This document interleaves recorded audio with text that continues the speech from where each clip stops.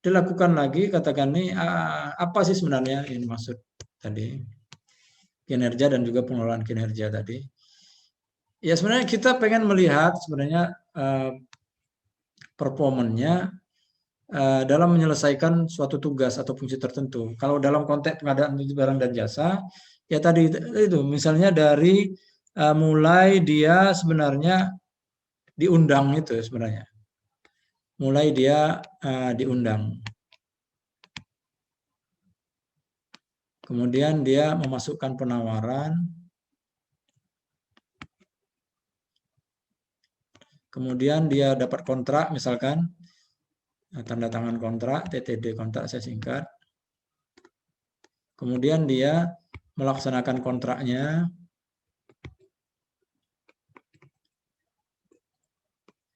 Ya. Kemudian bagaimana katakan ini kalau ada terkait dengan administrasi lain seperti bank garansi segala macam misalkan ya. Ya ini atau after sales service-nya atau macam-macam lah katakan ini hal-hal lain lah saya sebut aja. Terkait katakan ini misalnya kalau dia punya LD misalnya liquidated damage misalkan dia katakan ini melanggar seperti apa, nah itu misalnya. Nah ini yang jadi proses dalam pengadaan barang ini proses, maksudnya itu kalau kita di konteks kita pengadaan barang jasa ya ini prosesnya. Jadi dalam proses menyelesaikan pengadaan barang dan jasa tadi. Jadi kinerja yang dinilai itu tidak hanya pada saat melaksanakan saja tidak, tapi semua mulai dari undangan. Undangannya apa yang dinilai sih? Misalkan responsif mereka, ya responsif atau daya tanggapnya, respon lah. Kemudian apalagi katakan nih, mungkin technical clarification atau technical kemampuan technical membaca technicalnya misalkan. Apalagi misalkan ketika diundang syarat legalitas misalkan, ya, misalkan legalitasnya. Nah ini. Kemudian waktu mereka memasukkan penawaran, nih bagaimana? On time kah misalkan? Tepat waktu tidak? Jangan-jangan mereka selalu minta perpanjangan misalkan. Kemudian kelengkapan dokumen misalkan. Ya. Ini siapa yang menilai? Ini seharusnya Bapak Ibu kalau di dalam organisasi yang sudah mature, yang sudah organisasi yang sudah mature, itu semua ini proses ini itu di-record ya, di-record dalam satu katakan di database. Katakan ini bisa berupa dia enterprise resource planning atau dia bisa berupa supplier relationship management ya. Ya. Yang bentuknya software ya. Bisa software lah ini, software. Ini juga software. Nah, ini sebenarnya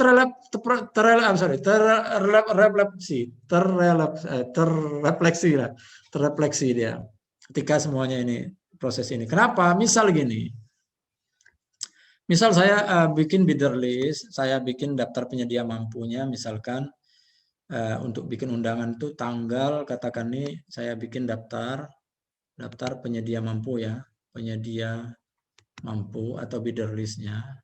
Misalkan tanggal 01 lah, 01, 06, 21 lah. Kemudian saya lakukan undangan, saya buat undangan tanggal 2 lah misalkan. Nah, terus saya kasih waktu untuk memasukkan penawaran ya dan juga klarifikasi misalkan tanggal 10 lah atau tanggal terlalu cepat tanggal 12 lah misalkan. 12.06.21. Nah, terus dari 12.26 ini kan closing date-nya. Artinya deadline. Nah, terus nanti setelah itu saya melakukan evaluasi, katakanlah saya butuh sebulan lah, katakan nih. Saya butuh sebulan, jadilah tanggal 12.07.21 lah katakan nih untuk tanda tangan kontrak lah kata ini termasuk di situ evaluasi segala macam di sini ya. Jadi saya punya waktu sebulan lah untuk evaluasi teknis dan juga komersial. Ya. Ya. Tanda tangan kontrak. Terus tanggal ini tanda tangan kontrak tanggal 12. Pelaksanaan menurut janjinya, katakan misalkan pelaksanaan kontrak ini misalkan menurut janji dia akan diselesaikan sampai katakan 3 bulan lah. Berarti 12, 10, 2, 1. Ini terekod ini di dalam dokumen-dokumen ini. Jadi semua ini terekod di sini. Rekod di sini. Ya enggak? Nah, seandainya ada bank garansi, katakan misalnya bank garansi, misalkan. Ini kan terekod juga nanti. Kapan expire-nya bank garansinya, kapan. Nah, ini ya pelaksanaan ini misalkan kan yang ini yang komitmennya ya, komitmennya maksudnya itu yang tertulis di dalam dokumen pengadaan barang jasanya. Karena misal seandainya nanti pelaksanaannya ini molor ya misalkan dari 12 ini bulan 10 2001 ternyata dia katakan nih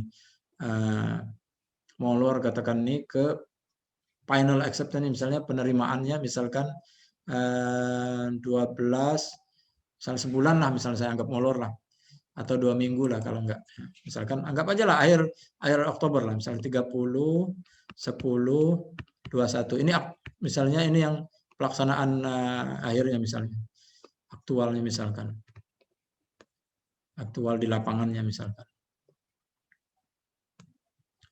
Nah ini kan terekod ini nanti karena apa? Karena ini berita acara hasil penerimaannya itu kan di sini nanti BA nah, berita acara hasil penerimaannya BHP-nya nanti di sini. Seharusnya dia BHP-nya tanggal 12, BHP-nya 30. Ini terekod nanti. Rekod sehingga apa? Ini secara tidak langsung akan terrefleksi dalam kinerja. Ya, ini yang dilakukan oleh katakannya organisasi-organisasi yang sudah mature itu mereka akan mengambil data-data ini diekstrak, dimasukkan ke dalam satu sistem penilaian. Untuk mengupdate apa? Untuk mengupdate katakan ini vendor database tadi. Nah, jadi ketika Bapak Ibu undang lagi misalkan berikutnya tanggal berapa misalnya? Tanggal 01 2002 misalkan. Ini record yang ini sudah masuk ke sini misalkan. Sudah masuk ke sini sehingga performa Bapak Ibu akan terlihat di sini. Ya, itu yang deh. Nah, jadi pengelolaan kinerja ya. Jadi tidak hanya memanage katakan nih proses ini tadi, tapi juga karyawannya, kemudian departemen, organisasi, ya juga untuk katakan nih untuk meyakinkan bahwa aktivitas di organisasi itu berjalan dengan sesuai dengan koridornya. Ya. Nah, penting untuk evaluasi kinerja itu adalah karena terkait pengadaan barang jasa tadi. Kenapa sangat penting dalam pengadaan? Karena terkait dengan transfer risiko.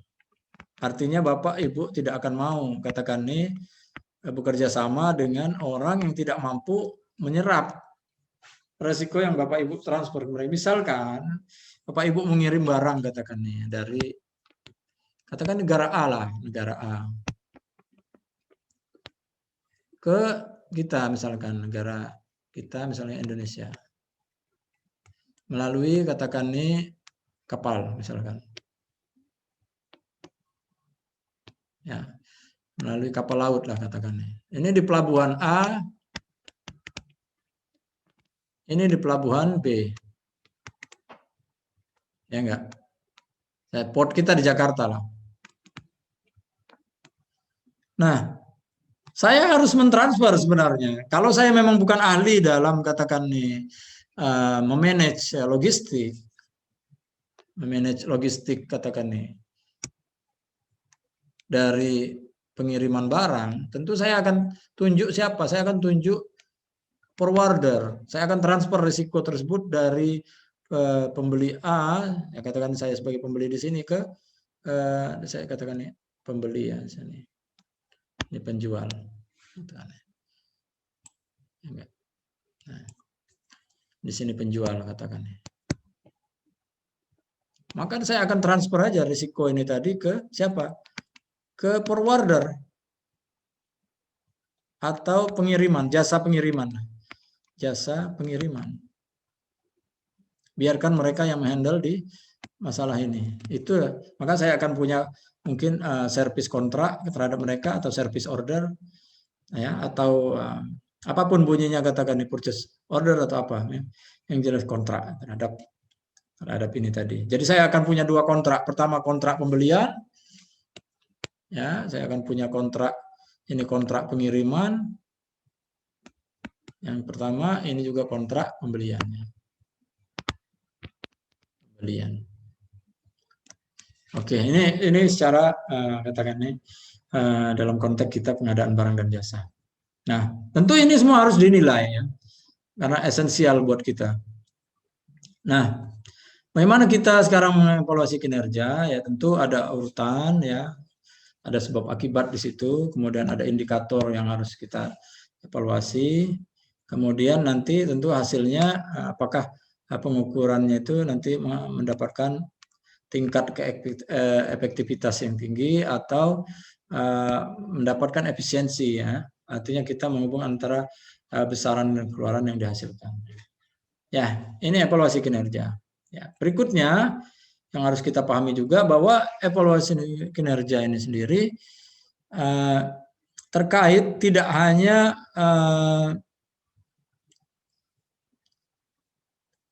penyedia sebenarnya, tapi secara keseluruhan ya, secara keseluruhan kita pun yang di organisasi pembeli itu sebenarnya harus juga dievaluasi terkait dengan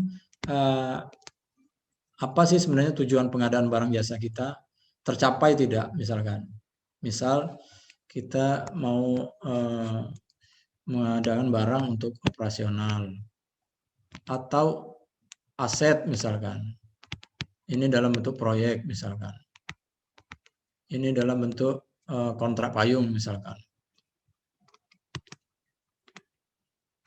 Nah, apakah tujuan-tujuan kita ini sudah sesuai dengan apa yang kita tetapkan di awal tadi?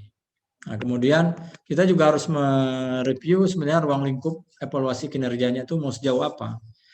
Ya enggak? Nah, sejauh apa seperti yang saya jelaskan tadi dalam konteks pengadaan barang dan jasa, tentu kita di awal-awal mungkin di perusahaan atau organisasi kita mungkin tidak bisa melakukan evaluasi dari proses A sampai Z-nya pengadaan. Mungkin kita hanya bisa oke, yang A sampai B saja dulu atau C sampai D misalkan. Nah, nanti secara keseluruhan kalau sudah bisa ya lebih baik. Nah, kemudian area dan isu-isu untuk pengukuran kinerjanya seperti apa yang harus kita lakukan, ya enggak. Kemudian indikatornya, targetnya seperti apa, ya, apakah servisnya, apakah kualitasnya, apakah katakan waktu tunggu, ya ini yang harus ditentukan indikatornya.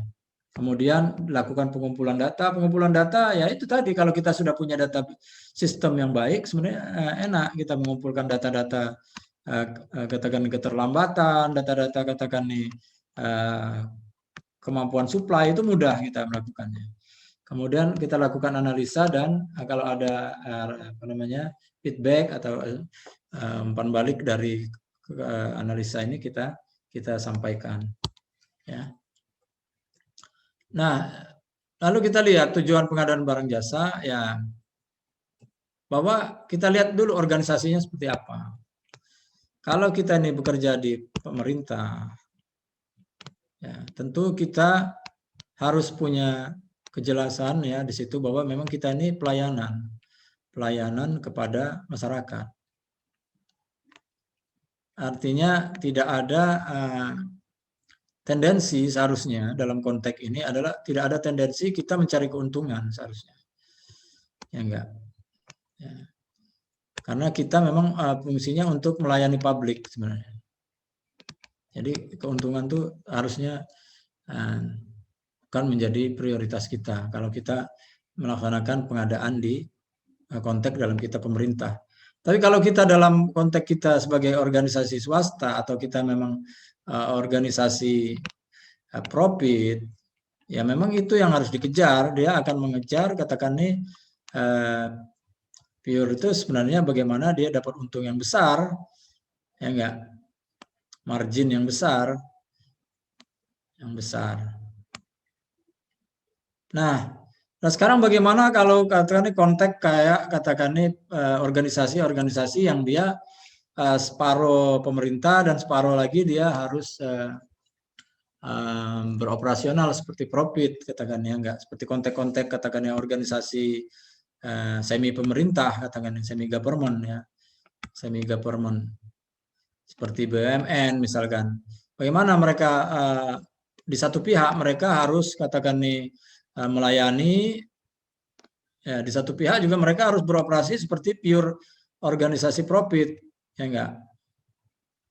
Nah, ini tentu kebijakannya tentu dari arahannya tentu dari konteksnya pasti ini dari katakan ini dari pengambil keputusan ya. Katakan harus seperti apa sebenarnya beroperasionalnya, ya enggak.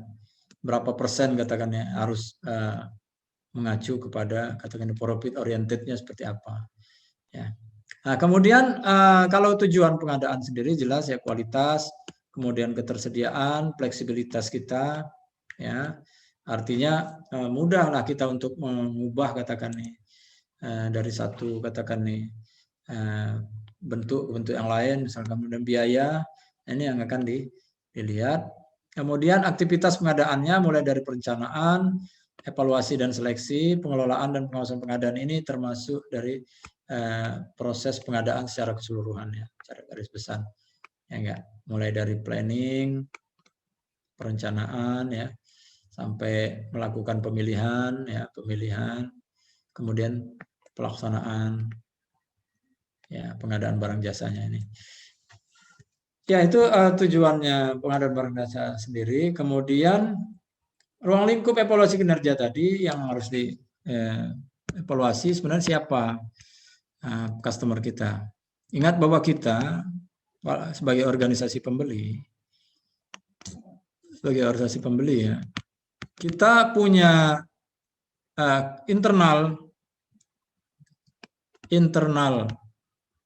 customer atau pelanggan internal lah, pelanggan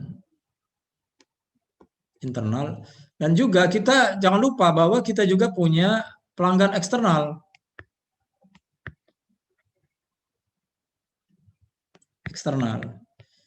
Ya. Pelanggan eksternal ini siapa? Kalau saya di konteks pemerintah, tentu ini adalah masyarakat, ya enggak? Ya enggak, pemerintah tentu ini masyarakat yang harus kita layani. Tapi kalau saya dalam konteks katakan nih saya sebagai organisasi swasta, organisasi profit katakan nih, maka itu adalah customer saya yang akan menghasilkan uang. Ya enggak? Customer yang akan mengenerate uang. Nah, jadi kita harus berpikir bahwa siapa saja pelanggan kita, ini tadi internal ada, eksternal ada. Kemudian siapa saja pemangku kepentingannya di situ. Artinya ada orang-orang yang memang di atas ini yang katakan yang membuat keputusan.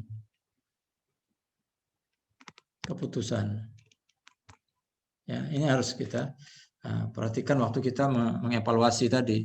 Karena apa? Kalau kita mau mengevaluasi pelanggan internal, mungkin konteksnya mungkin akan berbeda dengan kita ketika melakukan katakan ini evaluasi terhadap pelanggan eksternal. Ya, kenapa? Kalau ini pelanggan eksternal itu mungkin kaitannya dengan apa? Keberlangsungan organisasi. Ya enggak? Itu. Ya, kemudian proses apa yang akan dievaluasi? Misalkan tadi mulai dari perencanaan, kemudian pelaksanaan pengadaannya, atau katakan pemilihannya, katakan ini yang harus diperhatikan. Nah, fokus dari kegiatan pengadaan sendiri apa? Ya, berbeda organisasi, ya, akan berbeda fokusnya tadi, ya enggak? Ya, ini seperti kita lihat tadi, fokus untuk pengadaan barang jasa di pemerintah itu adalah pelayanan seperti itu. Kalau kita di organisasi profit, Yang kita pikirkan itu bagaimana dapat margin yang besar, margin itu. Jadi jadi fokus pengadaan kita. Ya. Itu kan berbeda sesuai dengan organisasi di mana kita bekerja dengan organisasi profit tadi. Belum lagi kalau kita bekerja di organisasi non profit, katakan ini non profit. Ini tentu akan beda lagi fokusnya, karena dia akan terkait dengan donor, siapa yang akan katakan ini mendanai dia. Nah ini yang harus kita perhatikan. Ya. Nah siapa pihak yang dilayani tadi? Ya sempat kita jelaskan tadi, yaitu ada pemangku kepentingan tadi atau ngambil keputusan. Belum lagi katakan yang tadi internal tadi dan juga pelanggan di luar tadi. Nah belum lagi ini ada orang-orang yang mengambil katakan putusan decision maker-nya di sini. Nah, ya enggak. Belum lagi ada orang eksternal auditor, ada regulator kata nih. Kalau katakan nih saya bekerja di perusahaan minyak katakan nih, tentu ada regulator di situ. Siapa regulatornya? Misalkan SKK Migas misalkan. Ya. Nah seperti itu. Belum lagi ada siapa penegak hukumnya kan seperti itu. Nah ini yang menjadi lalu apa aja yang harus dievaluasi, misalkan program pengadaan kita sendiri atau rencana kita atau eksekusinya atau monitoring kontrak. Seperti yang saya jelaskan di awal tadi, yaitu proses-proses ini yang akan dievaluasi. Enggak. Nah, kemudian fokus pengadaan tadi ya tentu kalau kita balik lagi ke kuadran tadi, ya enggak. Ya, balik lagi ke kuadran yang kritikal, terus leverage itu. Nah, kemudian bottleneck ya. Rutin. Nah, ini yang menjadi fokus kita ketika melakukan evaluasi. Jangan-jangan kita menghandle katakan ini barang rutin tapi kita punya step atau proses seperti menghandle barang kritis sehingga apa waktu pengadaannya terlalu lama, procurement cycle-nya misalnya waktu pengadaannya jadi lama ya misalkan seperti itu. Padahal kalau kita bisa pilah-pilah misalkan prosedur untuk barang rutin itu apa misalkan rutin. Kemudian prosedur untuk barang kritikal itu apa misalkan. Prosedur untuk yang barang leverage tadi misalkan. Ini seharusnya kan ada pemilahan lah. Sehingga apa? Kita tidak mengaplikasikan katakan ini proses dan prosedur yang untuk kritikal di sini di rutin ini. Misal ya. Kalau di critical item misalkan kita melakukan tender dua tahap misalkan. Tender 2 tahap misalkan. 1 tahap teknis, yang kedua tahap komersial misalkan. Ini kan prosedurnya pasti akan lebih panjang ketimbang kalau katakan ini proses yang katakan ini 1 sampul katakan atau 1 tahap. Nah, kita seharusnya punya prosedur memang khusus untuk yang barang-barang yang rutin. Nah, barang-barang rutin itu yang low value lah atau barang-barang yang harganya rendah lah katakan nih. Harga rendah. Jadi ada prosedur khusus yang memang katakan ini tidak perlu kita melakukan 2 tahap. Cukup 1 tahap misalkan. Memasukkan penawaran aja mungkin cukup lewat email. Kalau ini mungkin katakan ini harus pakai amplop katakan ya. Belum lagi ini kalau ada yang nanti buka bidnya. Buka bidnya katakan nih berapa orang, ada komitinya. Kalau di sini cukup katakan ini 1 orang misalkan atau 2 orang. Nah, ini harus ada prosedur yang jelas. Ya, Bapak Ibu. Nah, kemudian area dalam pengukuran kinerja juga seperti itu ya. Kalau kita lihat apa yang dijelaskan dalam ITC ya atau di modul LKPP 28 itu harus memperhatikan hasilnya ya. Jadi kita harus memperhatikan apa namanya pertama adalah memperhatikan profitabilitas atau efisiensi, kemudian kepuasan masyarakat kalau kita di public organization. Kalau kita punya katakan nih ketersediaan sebagai katakan nih sebagai core utama yang akan kita lakukan evaluasi nanti seperti apa, kemudian waktu katakan nih lead time-nya, kualitas, ini yang semua akan dinilai katakan enggak. Ya, ini akan dinilai. Nah, pengelolaannya tentu siapa menilai apa? Maksudnya itu gini, kalau dalam konteks ini, saya ambil contoh saja, katakan di industri minyak lah misalkan. Minyak lah katakan. Itu katakan nih kontraktor kerjasama yang atau biasanya K3S, itu kan mereka melakukan pengadaan dengan penyedia katakan. Nah, nanti yang menilai penyedia ini adalah K3S-nya ini, kontraktor kerjasama ini, kerjasama. Sedangkan yang menilai K3S-nya nanti adalah SKK Migasnya, regulatornya. Nah ini dalam konteks katakan nih siapa menilai apa? Artinya apa? Dalam konteks kita di melakukan penilaian secara keseluruhan itu kita harus berpikir apakah mau seluruh ini atau kita hanya ini saja katakan ya. Jadi ya. Mungkin juga kalau kita di organisasi pemerintah mungkin ya, apakah kita akan cukup misalnya dari lembaganya yang ataukah keseluruhan stakeholder. Nah kemudian unit kerja pengadaan sendiri yang akan dinilai itu harus dilihat juga misalnya pengelolaan infrastrukturnya seperti apa, misalnya punya software kah, misalkan mungkin punya sistem ya enggak, sistem seperti sikap itu misalnya vendor manajemennya, pengelolaan struktur kayak misalnya SPSE-nya misalkan ya. Kemudian pengelolaan penyedia barang jasanya sendiri, nah ini vendornya sendiri ya, atau penyedia-penyedianya itu dikelola seperti apa. Kemudian orang-orang yang terlibatnya, artinya ini ada struktur kah? Ya enggak? Ataukah jangan-jangan orang-orang ini enggak jelas karirnya seperti apa? Ini harus dipikirkan juga. Ya. Kemudian pengelolaan prosesnya sendiri, prosedur ini terkait dengan prosedur, format-format katakannya, ya pom-pom segala macam ini apakah sudah dilakukan dengan benar. Nah ini yang menjadi masukan kita yaitu untuk melakukan penilaian. Ya. Nah,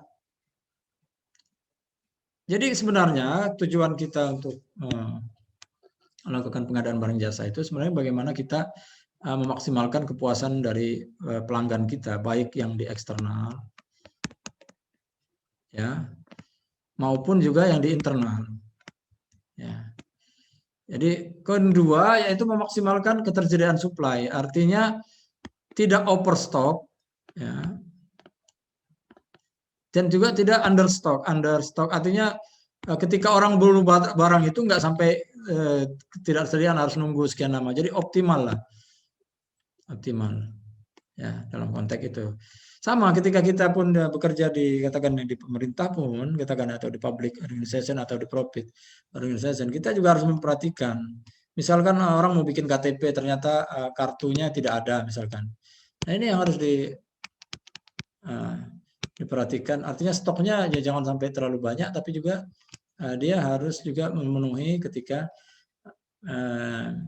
dibutuhkan oleh katakan ini penduduk untuk melakukan pembuatan KTP misalkan. Yang kedua adalah meminimalisasi risiko. Ya. Jadi ya seperti yang saya jelaskan berulang kali bahwa memang kontrak itu adalah transfer risiko yang harus kita minimalisir lah. Dan juga kita kelola. Ya. Nah, yang terakhir adalah tentu kita pengen meminimalisasi biaya, tentu dalam konteks ya sejauh yang bisa kita lakukan. ya. Dalam konteks katakan ini tidak katakan ini overspending lah, ya seperti itu tidak. Ya. Nah. Lalu kinerja terkait faktor internal, ya artinya di dalam organisasi pengadaan barang dan jasanya itu sendiri, sebenarnya ya itu tadi ya, sempat singgung infrastrukturnya seperti apa, pengelolaan prosesnya seperti apa, ini prosedur, kemudian ya itu tadi format-format tadi, kemudian ini jelas tidak organisasinya seperti apa. Nah ini yang harus dilihat, karena katakan ini kalau kita terpisah-pisah areanya, katakan nih pengadaan kita misalkan ada di lokasi A, misalkan ini lokasi B, misalkan lokasi C, misalkan. Nah tentu struktur organisasi seperti apa yang harus kita miliki kalau kita menghandle-nya dari pusat misalkan. Ini harus kita pikirkan juga organisasinya seperti apa. Ya. Apakah kita mau sentralisasi, apakah desentralisasi? Nah ini terkait dengan kebijakan organisasinya masing-masing. Ya. Kinerja terkait dengan eksternal, yaitu tadi yang kita inginkan adalah tentu kita sejalan dengan kondisi pasar dan bisnis juga.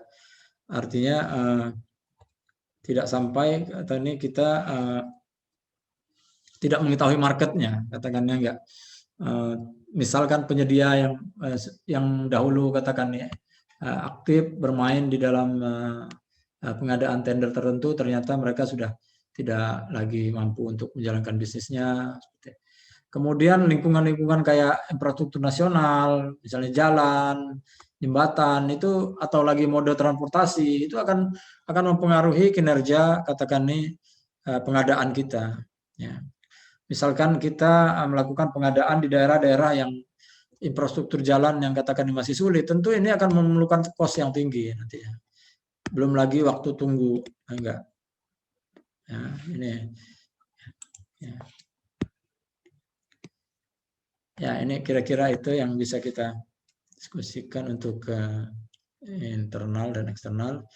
Nah, lalu indikator untuk ukuran dan target kinerja itu sendiri, yaitu kita harus mengidentifikasi areanya seperti apa yang akan kita nilai, kemudian indikatornya, kemudian memilih, kemudian pengukurannya mau seperti apa, kualitatifkah, kuantitatifkah, kemudian target kita seperti apa, baru kita putuskan mau dikumpulkan datanya seperti bagaimana, apakah cukup dengan sampel, apakah dengan riset khusus misalkan, ya, ini tergantung dari ya. Indikator kinerja sendiri kalau kita lihat itu yaitu kita harus bisa katakan nih menentukan titik katakan nih titik poin kondisi sekarang katakan ya enggak current kondisi sekarang dan kondisi targetnya. Karena inilah gap yang akan kita kejar. Ya. Kita memenuhinya atau tidak. Tentu ini harus yang sifatnya itu kalau orang bilang itu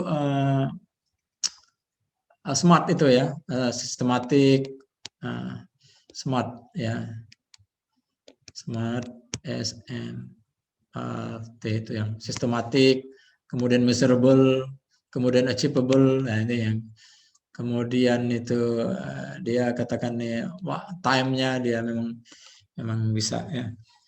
Ya, kemudian jenis-jenis ukuran kinerja tadi ya bisa berupa terpenuhi atau tidak atau seperti itu, ataukah dia berupa percentage ya. Kemudian bisa berupa pilihan-pilihan, misalkan seperti tidak pernah atau kadang-kadang atau sering atau kemungkinan terjadi sering sekali misalnya seperti itu. Ya. Ini untuk pengukuran kinerja saja ya. Kemudian indikator kinerja itu seharusnya merefleksikan ya apa yang akan diukur ya. Kemudian orientasinya itu sendiri kepada pelanggan, artinya memang harus banyak ke pemenuhan pelanggan internal dan juga eksternal. Ya enggak? Ini yang harus kita pahami. Ya enggak? Kuantitatif ya boleh, kualitatif juga harus kita pikirkan ya. Kemudian dia tidak bias ya, tidak ada dua macam persepsi misalkan, dan dapat digunakan untuk mengelola proses pengadaan. Nah ini tadi yang sempat saya bilang, target kinerja tadi sesuai waktu, misalkan 2021, misalkan 2022, ya ini yang akan kita capai misalkan. Ya. Ini yang harus kita capai. Misal, contohnya, misalnya siklus pengadaan. Misalkan siklus pengadaan barang jasa, pengadaan barang jasa, katakan di organisasi A lah, sama organisasi B. Di organisasi A itu mungkin dia 70 hari. Dari mulai terima, katakan ini 70 hari ya. Dari mulai terima apa? Terima, katakan nih, terima permintaan sampai tanda tangan kontrak. Misalkan. Sedangkan mungkin di perusahaan B atau organisasi B, bisa saja ini sudah turun, misalkan ke 60 hari. Untuk sama ya, tentu ini sama ya, artinya untuk proses yang sama dan jenis barang yang sama ya. Yang sama. Asumsi kita barang yang sama, proses yang sama. Artinya kalau dia tender kritikal ya di A tender kritikal, di B juga tender kritikal misalkan. Ya. Nah, ini tentu berbeda-beda setiap organisasi. Artinya apa? Target katakan nih si perusahaan A, perusahaan B. Di 2021 sebelum dia mencapai 60, katakan ya enggak. Sebelum dia 60 di sini. Mungkin dia dulu targetnya 70 mungkin. Sedangkan perusahaan A yang sekarang katakan di 70, mungkin di sini dia 85 misalkan. Nah, jadi ini tergantung dari jenis dan organisasi masing-masing. Ini salah satu aja contoh siklus untuk proses pengadaan. Belum lagi yang lain-lain misalkan yang bisa dinilai. Tergantung dari indikator yang pengen dicapai. Nah, ya, jadi dasar dalam menetapkan target kinerja tadi yaitu terkait dengan objektif tadi, apakah ruang lingkupnya, apakah schedule-nya yang akan dicapai, apakah kualitas misalkan, apakah biaya misalkan, ini yang akan ya. Nah, tipe target itu target perbaikan berkelanjutan ya seperti yang sebab kita tadi sempat ini. Ini kan kalau ini kan berkelanjutan. Nanti mungkin 2023 berapa, 2024 berapa. Ini terus berkelanjutan. Pembayaran pun bisa dilakukan. Misalnya siklus pembayaran. Siklus pembayaran. Ya. Mungkin sekarang kita masih 45 hari katakan. Nanti di 2023, 2024 mengatakannya mungkin kita akan mencapai 30 hari misalnya waktu pembayaran. Ya, seperti itu berkelanjutan ya. Jadi dia berkelanjutan. Ya. Ini 2021, 22, 23, 24 ya. Atau target penyelesaian masalah. Artinya ada hal-hal yang mungkin yang kontrak yang bermasalah ya, sehingga kita perlu untuk melakukan perbaikan di situ dan kita pengen improvement. Atau lagi targetnya itu karena inovasi, artinya kita pengen berkembang jauh di atas perusahaan-perusahaan yang lain, artinya kita pengen keluar dari kompetisi kan seperti itu. Kita maksudnya tidak mau lagi lah katakan ini dianggap sejajar dengan katakan ini perusahaan-perusahaan yang lain atau organisasi-organisasi yang lain. Jadi ini target inovasi bisa ya. Nah, ini tadi relevan seperti yang saya bilang tadi, relevan seharusnya itu dia smart ya. Dia tetap harus smart tadi.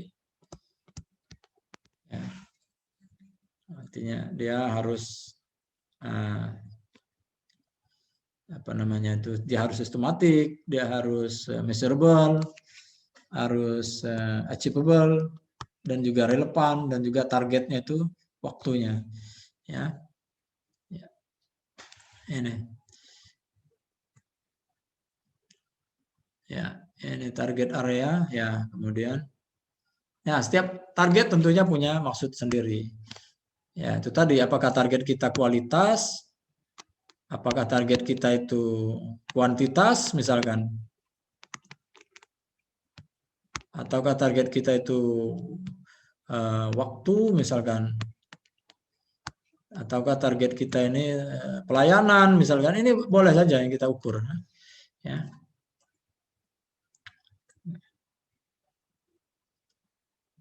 Ya, kemudian pengumpulan dan data pengukuran. Nah, ini bisa dilakukan seperti yang saya jelaskan di awal tadi. Kalau kita punya sistem yang bagus, semuanya akan terekod, katakannya enggak. Ini dilakukan pengukuran sehingga nanti kita punya report, dashboard lah. Nah.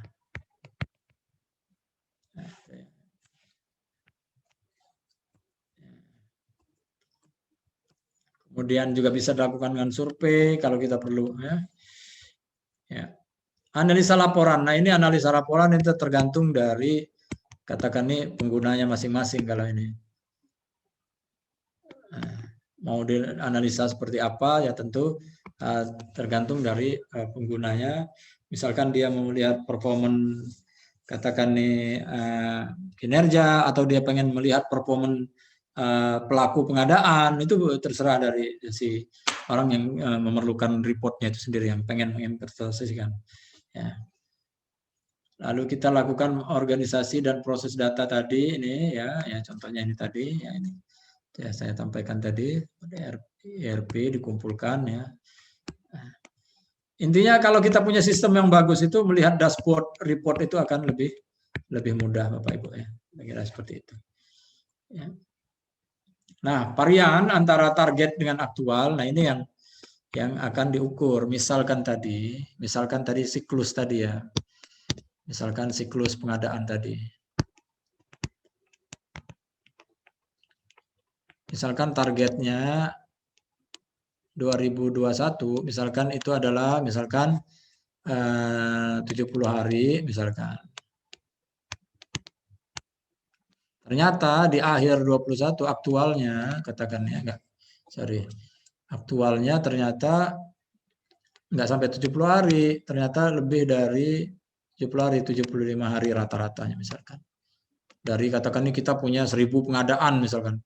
1000 tender misalkan. Ternyata rata-rata kita 75 hari, dari target kita 70 hari. Nah, ini varian ini yang diukur. Ya, variannya Mbak Jaringan 70 ya enggak. 70 dikurang dengan 75 dibagi dengan targetnya adalah 70. Nah, ini. Jadi kita masih harus katakan minus berapa persen katakan ya enggak ini. Katakan minus 1% lah. Nah, berarti nanti ini dimasukkan lagi ke dalam satu KPI indeks katakan ya enggak. Yang seperti ukuran tadi, misalkan targetnya 1% atau targetnya 0% lah, 0%, variannya targetnya ini saya kasih nilai 3 misalkan nilainya ya. Ini nanti kalau dia 0, ini kan katakan ini 0,1 sekian lah, 5 dibagi 70 katakan ya, mungkin 0,5% lah katakan ya, antara 0,5% misalkan dapat nilai 2. Kalau dia katakan nih minusnya itu katakan nih sampai 2% misalkan, minus 2%, maka saya kasih nilai 1 misalkan. Nah, ini kalau katakan nih variannya misalkan berapa misalkan nanti dapat nilai 4, 5. Terus ini yang menjadi katakan ini dashboard KPI itu yang ujungnya nanti kalau Bapak Ibu pernah baca ada yang disebut dengan balance scorecard itu. Balance scorecard. Nah, ini yang biasanya di dalam organisasi itu ada yang disebut dengan balance scorecard itu. Jadi ada unsur finance, ada unsur keuangan, ada unsur pengadaan, misalkan ada unsur-unsur apa ini. Ini nanti larinya ke balance scorecard dari organisasi ya. Kira-kira seperti itu. Ya. Nah, laporan kinerja. Nah, siapa yang menerima informasinya? Dalam bentuk apa, kapan, dan siapa yang bisa membuat laporannya. Ini harus ditentukan di awal tahun, ya. Ya. Sehingga nanti pada saat tahun berjalan nanti ketahuan. Nah, ya. Karena dia akan dievaluasi setiap katakan nih kuartal 1, kuartal 2, terus sampai kuartal 3 dan kuartal 4. Nah, ini. Ya. Nah, umpan balik feedback kalau ada ya selama ini tadi, selama proses ini, misalkan kita review di sini, oh kuartal 1 itu tidak penuh, apa feedbacknya? Ini harus dibalikan lagi katakan. Sehingga nanti pada saat di kuartal 2 kalau bisa kita memenuhi seperti itu. Ya. Nah, itu yang bisa saya sampaikan Bapak Ibu dari sesi hari kelima ini tentang katakan ini vendor manajemen, ya, katakan ini tentang mengelola penyedia. Mudah-mudahan ada yang bisa ditambahkan dari Bapak Ibu sehingga wawasan dan diskusi kita lebih kaya lagi. Nah, itu yang kita harapkan dari pertemuan ini. Silakan Pak Ahmad dipandu jika ada yang mau bertanya atau ada yang pengen menambahkan atau lain-lain lah, boleh silakan.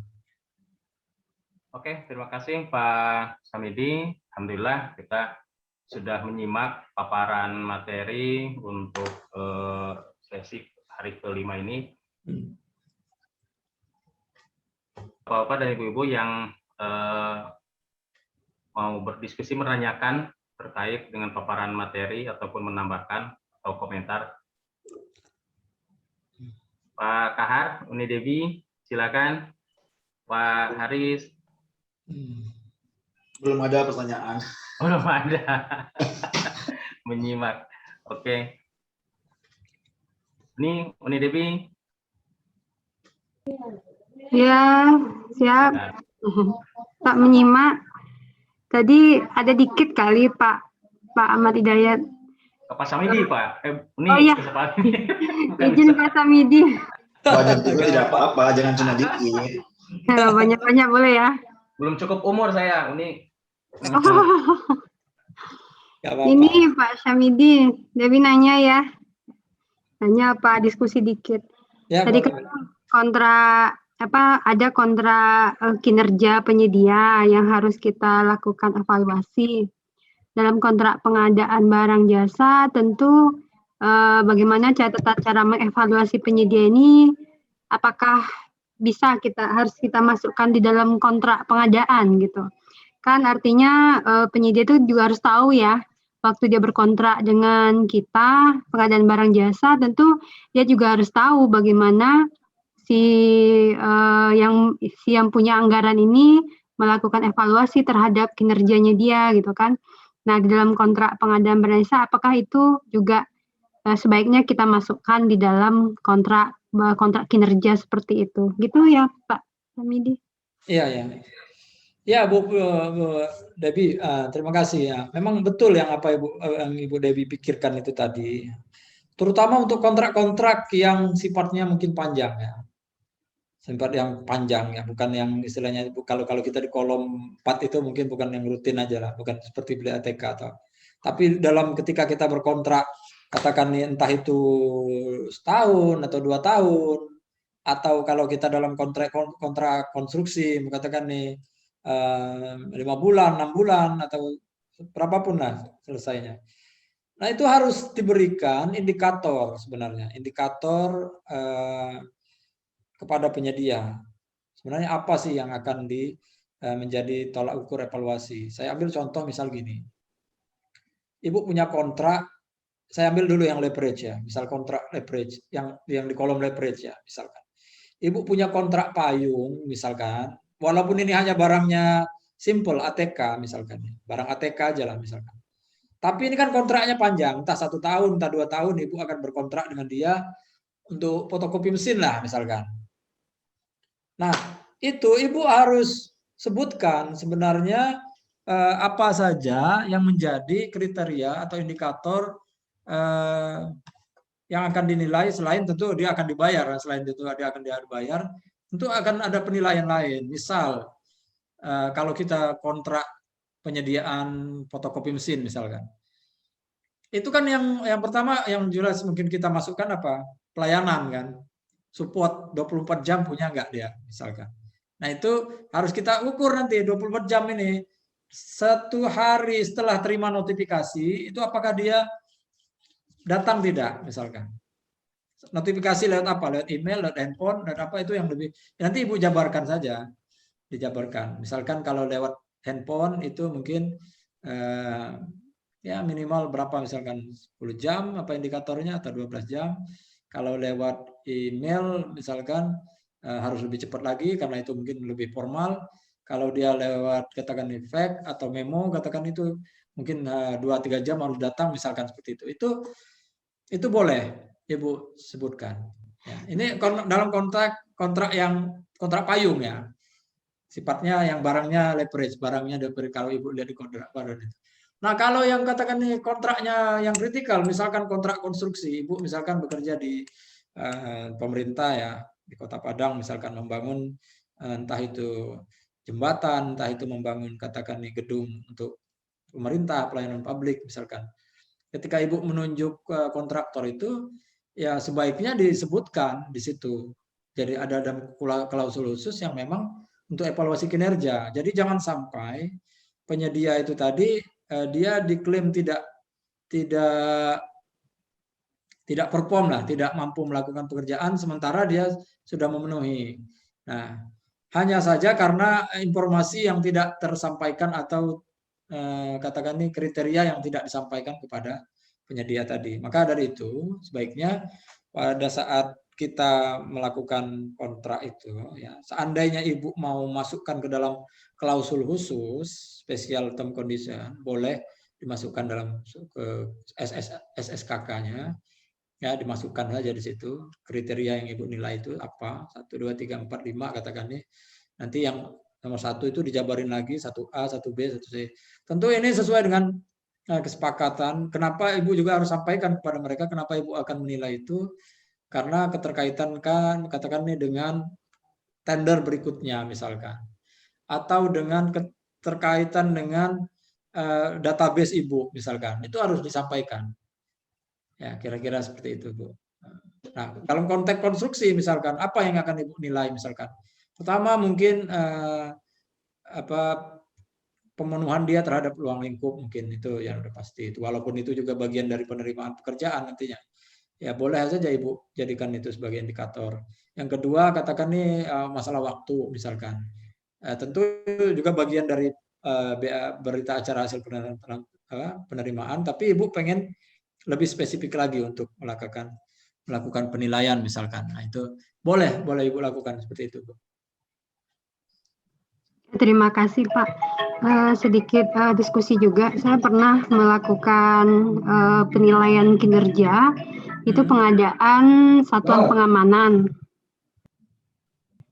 Ya, jadi pengadaan satuan pengamanan di tempat saya Pak, jadi memang berkaitan dengan spesifikasi, tetapi ukuran dari spesifikasi itulah yang menjadi pengukuran dari kinerja gitu. Nah, saya masukkan dalam kontrak gitu. Memang detail sih di dalam itu.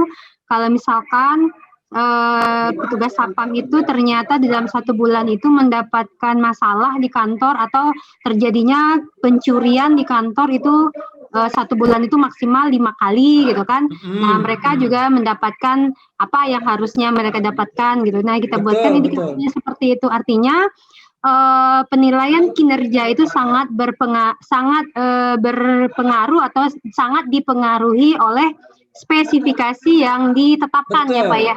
Betul. Maka saya cuma ngasih 2 contoh tadi kan, contoh untuk kritikal sama yang leverage. Kalau dalam contoh Ibu tadi ya tepat sekali apa yang Ibu sampaikan tadi. Misal dalam konteks service ya, dalam pelayanan, jasa lainnya. Itu memang harus ada indikator seperti itu. Nah, indikator-indikator itu sebaiknya memang disampaikan, itu entah itu menjadi bagian dari kontrak serah terimanya atau post kontrak review. Ya boleh Ibu, boleh.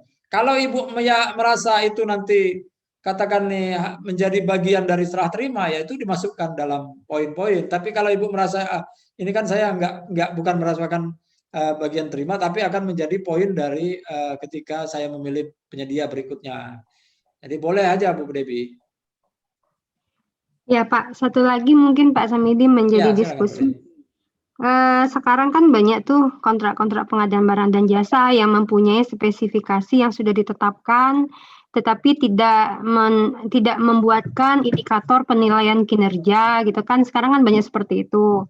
Kebanyakan kontrak-kontrak pengadaan barang jasa pemerintah ya speknya sudah ditetapkan, tapi penilaian indikator keberhasilannya itu tidak dijelaskan walaupun ada spesifikasinya. Tentu di situ kan penyedia tidak tahu atau apa komunikasi yang terputus antara kita sebagai pemberi kontrak dengan penyedia yang berkontrak.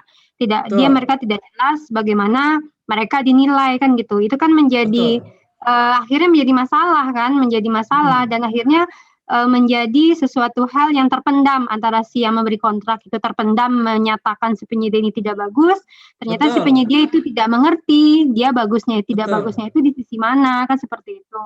Nah, bagaimana dengan kontrak-kontrak yang seperti itu? Bagaimana tata cara kita menilai kinerja penyedianya? Kalau memang sudah terjadi hal seperti itu, ini misalnya sudah berkontrak, ternyata di dalam kontraknya tidak kita jabarkan bagaimana indikator penilaian kinerjanya. Nah, sebaiknya apa yang kita lakukan gitu? Kalau memang kita menilai hanya di satu pihak kita saja, tentu pengaruhnya tidak akan terasa ya bagi penyedia dan penyedia juga akan tidak bisa memperbaiki yang penilaian kita itu ternyata dia tidak tahu gitu. Nah, sebaiknya kalau dengan kontrak-kontrak yang sudah berjalan, Pak, bagaimana kita melakukan atau menyikapinya agar penilaian kinerja ini juga dapat bermanfaat nanti untuk memperbaiki atau mengejar target untuk yang berikutnya. Ya, ya. Baik, Bu, paham saya. Untuk kontrak yang sedang berlangsung, itu kan berhubung Ibu katakan nih tidak dimasukkan lah dalam dalam klausulnya lah ya, katakan ya enggak. Sebenarnya itu bisa dijadiin ini aja, dijadiin insentif bisa. Jadi gini, umpama kalau ada itu, misalnya gini, dijadikan saja insentif sebagai untuk meningkatkan. Jadi kita panggil saja mungkin penyedianya, dijelaskan bahwa akan dilakukan penilaian seperti ini. Nah, tentu jika bisa dicapai nanti ada insentif yang bisa kita berikan. Tapi itu kalau ada anggarannya ya. Tapi kalau tidak ada anggarannya mungkin ya Ibu harus tetap memberikan dia tekanan dengan cara bahwa kalau Bapak bisa melakukan ini nanti mungkin akan kita pertimbangkan di kontrak yang berikutnya seperti itu. Ya, Pak. Nah, jadi gitu aja caranya. Kalau dia sepertinya ya Pak ya, kalau begitu. Ya, jadi karena sudah kontraknya sudah berjalan. Nah, kalau ada saya katakan anggaran yang bisa untuk memberikan insentif kepada vendor, pada penyedia, boleh disampaikan seperti itu. Kita akan menilai ini. Kalau Anda mampu mencapai, maka bisa katakan ini dibagi. Umpama contohnya gini aja lah, Bu. Kalau enggak nih, kalau anggarannya enggak ada, Ibu berkontrak 100 juta misalkan. Kalau bilang aja sama penyedianya, kalau Bapak bisa menyelesaikan di bawah katakan nih, misal 100 juta 3 bulan ya misalkan. Nah, kalau Bapak bisa menyelesaikan 2,5 bulan, nanti kita akan kasih katakan nih berapalah dananya, sisa dari setengah bulan tadi ya, mungkin yang itu yang akan kita bagi ke penyedia itu. Ya itu kalau ada wadah untuk meregulasi itu ya Bu ya. Kalau nggak ada ya jangan dilakukan.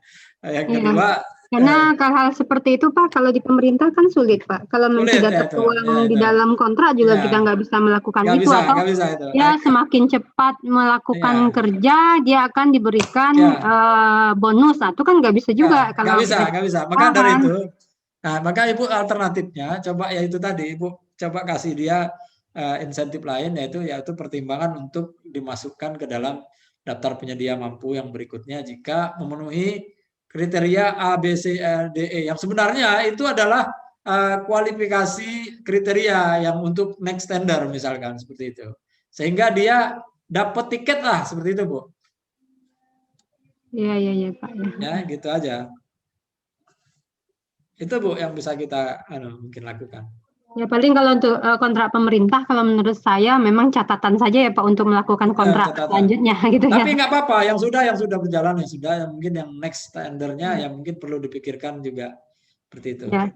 Kalau kontrak konstruksi itu kan ada mutu kontrak kan Pak, mutu kontrak. Cuma memang saya lihat di beberapa tender atau yang kita lakukan, mutu kontrak itu hanya mutu kontrak, tetapi tidak ada bagaimana tata cara menilainya gitu kan tidak didetailkan di dalam kontrak itu. Memang sudah ada RMK mutu kontrak sebagai ini kan, tetapi tata cara kita menilai kinerja itu kan banyak yang tidak dimasukkan di dalam kontrak kan gitu ya Pak. Memang sebaiknya harus masuk ya Pak, diterangkan walaupun kontrak konstruksi itu ada RMK-nya, tetapi harus memang dimasukkan kalau soalnya bagaimana tata cara kita menilai dia gitu ya Pak ya. Jadi jelas betul. ya. Betul. Oke. Oke Pak ya.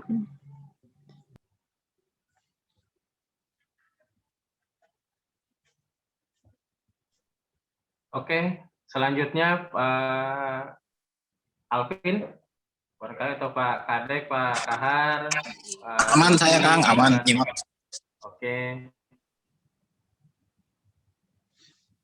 Aman jadi Pak Baris, ada yang mau ditanyakan, silakan.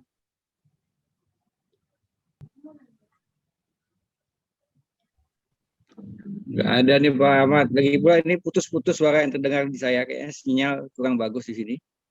Begitu. Oke, siap. Nggak apa-apa Pak, nanti dibaca aja itunya, dibaca aja file presentasinya dan juga videonya nanti insya Allah di-share sama Pak Ahmad ya. Ya, makasih Pak Samidi. Ya. Baik. Baik, Pak Ahmad, kalau mungkin sudah tidak ada lagi, mungkin kita bisa lanjutkan lagi insya Allah besok ya. Siap Pak, oke. Hari ke-6 ke-7 ya. Oke, baik Bapak dan Ibu semuanya, untuk pertemuan hari ke-5 ini dicukupkan sekian, dan kita ketemu lagi hari Pak Samidi, berarti hari ke 6-7 karena kata Pak Hairul kemarin yang 6 itu tetap saya diminta ngisi katanya. Oke, siap. Jadi khusus untuk jadwalnya Pak Samidi, jadi perlu diketahui oleh Bapak dan Ibu semuanya itu masuk jam 8. Kita jalur Zoom-nya kita sudah dibuka dari pukul 7.30 gitu. Terima kasih atas perhatiannya. Terima kasih Bapak Ibu semuanya. Terima kasih Pak Samidi. Terima kasih semuanya.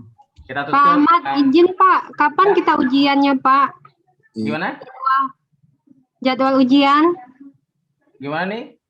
Jadwal ujiannya, ujian. Jadwal ujian. Pak Ahmad, ujian. Oh, jadwal ujian. Jadwal ujian nanti tanggal 26. Tanggal 26 itu dijadwalkan. Betul. 25 udah di Jakarta ya, ada tatap muka ya Pak Ahmad ya. 24, 25 itu pra assessment gitu. Tetapi juga ada beberapa mungkin bisa menyesuaikan, tapi diharapkan sesuai dengan jadwal seperti itu. Nanti tanggal 24, 25 udah persiapan untuk pra assessment.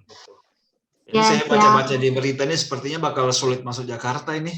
Iya, tapi yang penting kita selesaikan dulu sesi BIMTEK-nya Pak. Nanti untuk proses asesmennya bisa menyesuaikan, kita juga harus mengikuti apa yang digariskan dari kebijakan dari pemerintah, gitu. Kita juga tidak memaksakan. Ya. Kalau untuk daerah-daerah yang bisa, ini ya kita juga siapkan di sini. Kebetulan TUK-nya masih di Sawah di sini. So. Itu saja mungkin. Terima kasih Bapak dan Ibu semuanya. Nanti kalau ada yang perlu diskusikan, kita lanjut di WA Group. Akhir kata, Assalamualaikum warahmatullahi wabarakatuh. Waalaikumsalam warahmatullahi wabarakatuh. Terima kasih Pak Samidi materinya. Waalaikumsalam warahmatullahi wabarakatuh. Terima kasih Pak Samidi.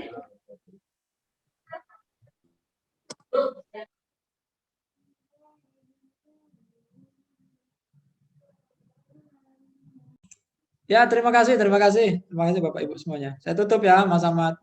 Ya, makasih Pak.